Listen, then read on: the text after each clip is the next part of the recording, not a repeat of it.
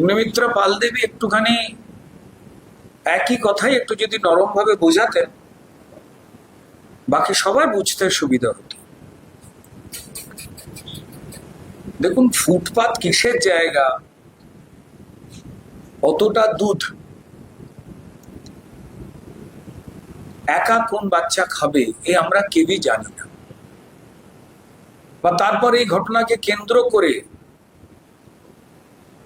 সেটা তৃণমূল বলুন বা সিপিএম বলুন, তারা যেভাবে সরকার চালিয়ে মানুষকে বাড়িঘর না দিয়ে রাস্তায় এনে ফেলেছেন, তারাই যাচ্ছেন ছুটে, তাতে পরিষ্কার এই ঘটনাটার যা সত্যতা সেটাকে নাটকে পর্যবসিত করছেন সিপিএম এবং তৃণমূল। তাদের বলবো যে এই অভাব, এই যন্ত্রণা তো আপনারা তৈরি করেছে। যদি কোনো মানুষ ফুটপাতে থাকেন, তিনি তো আনন্দে থাকেন না।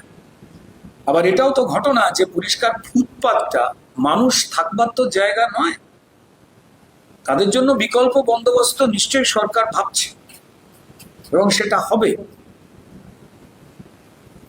আমরা প্রাথমিক কিছু বিষয়কে দেখে তার গভীরে না গিয়ে উপর থেকে যে বিষয়টা আলোচনায় চলে আসছে সেটা নিয়ে মজা করে কথা বলে আমরা অনেকেই আনন্দ পাই। এটা দেখেছি একটা প্রবণতা হয়েছে, কিছু করার নেই।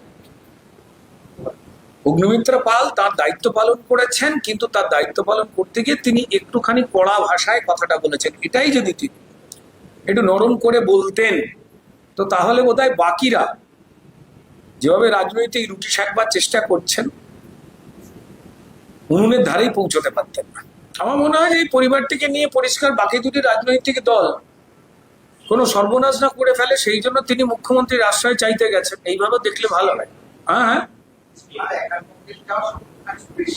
আরে পুলিশ যদি না নিয়ে যায় তো মুশকিলের জায়গা হয়ে যাবে। পুলিশে তো তাকে, পুলিশ তো প্রোটেকশন দেয়। পুলিশ কি সারাক্ষণ চোরকে ধরে নাকি? তা তো নয়, প্রোটেকশন দিতে নিয়ে গেছে। আবার কি তাকে পরিষ্কার ছিনিয়ে নিয়ে গিয়ে নিজেই হয়তো পরিষ্কার অন্য কোনো জায়গা থেকে দুধ গরম করে জোর করে বলবো আমার ফুটপাতে একটু বসে খান। এ তো তৃণমূল আর সিপিএম এর তো বোঝা দেয় না দু ভাইদের এরা কি করবে। ঠিকই করেছে, পুলিশ গেছে, যত্ন করে সাবধানে নিয়ে যাও। তিনি আমার দেশের নাগরিক, দেশের মা, দেশের বাচ্চা, তাদের প্রোটেকশন তো পুলিশের দেওয়া উচিত।